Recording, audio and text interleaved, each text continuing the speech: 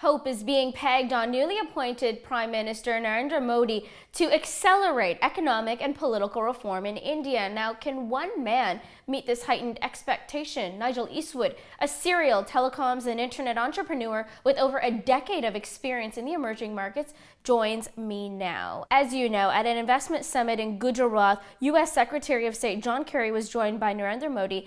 At this event, it was said by Modi that India was a land of business opportunities. We've all seen the Obamamania-like fervor that followed him after this election, but now the dust has settled. Do you think he's really going to deliver from the telecoms perspective? It's not going in and doing knee-jerk policy change for the sake of it, not doing some dramatic changes immediately that could have implications for years to come. It's about sustained policy change in a very, very organised and structured way. And that came over, and I do see that very much now in the way that the policy and reform changes are being delivered. Nigel, this government, as we said, is very much interested in foreign direct investment, but to shore up more support, it's got to make some specific changes. Tell me about some of them that you'd like to see come into play in the next few months, in the next few years to come. Well, let me talk specifically about the fibre optic backbone that is absolutely essential for the telecom sector right now, that national fibre optic network strategy. Who puts a dollar on the table is very, very critical question to be answered.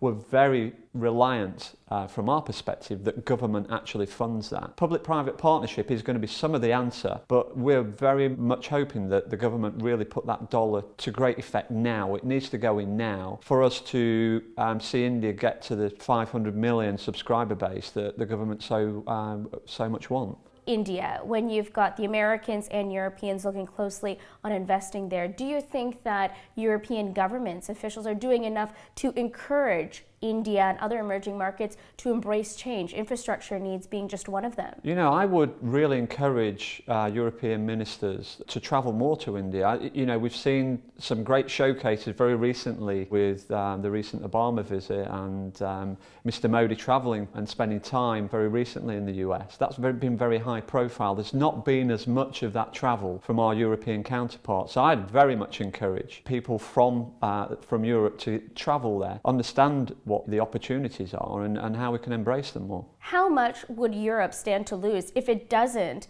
aggressively push for more treaties, stronger entrenched relations with Indians? It's absolutely key. In Europe, we must not lose sight of what's happening in emerging markets, and particularly in India. India is outpacing very much China in its adoption of new technologies. Mr. Modi is very focused on manufacturing and manufacturing excellence in India. We need to embrace that. We're going to miss the boat. Sobering reality check there. Nigel Eastwood, thank you so much for joining me today. Thank you.